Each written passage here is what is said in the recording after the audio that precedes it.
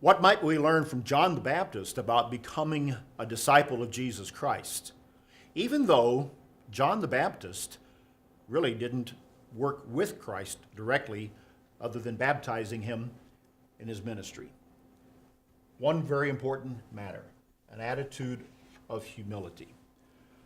When John was asked about his role and his position and the one that he was to be speaking for, John answered those that asked him, he said, I baptize with water, but there stands one among you whom you do not know.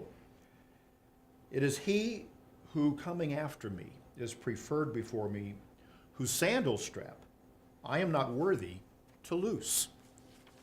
Whose sandal strap I am not worthy to loose. That's in John chapter 1 and verse 27.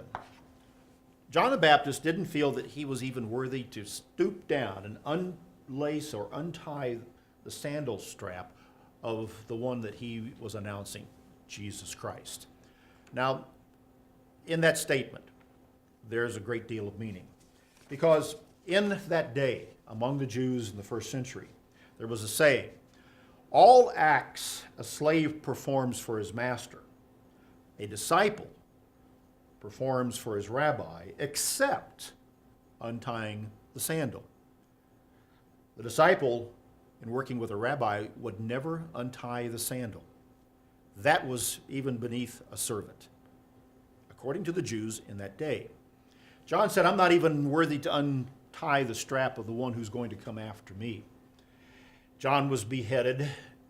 He certainly baptized Jesus, conducted and fulfilled his ministry, and was beheaded. Jesus fulfilled his ministry.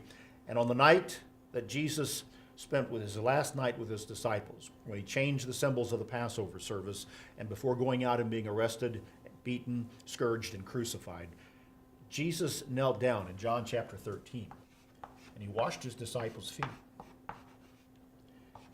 When we look at this example, we focus at times just on the washing of the feet, which was what a servant would do.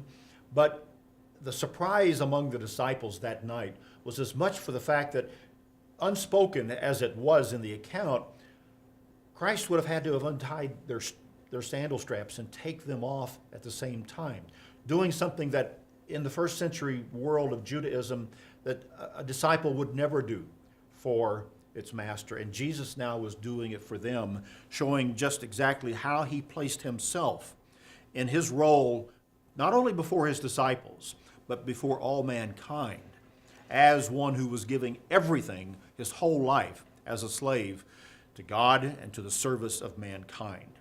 It was a profound event on a most profound night, taking the sandals off, washing the feet of his disciples, and teaching them what would have to be the ultimate attitude of humility and service and commitment. And that's what we have to have in our life as well, to be a disciple of Jesus Christ. Something to think about. That's BT Daily. Join us next time.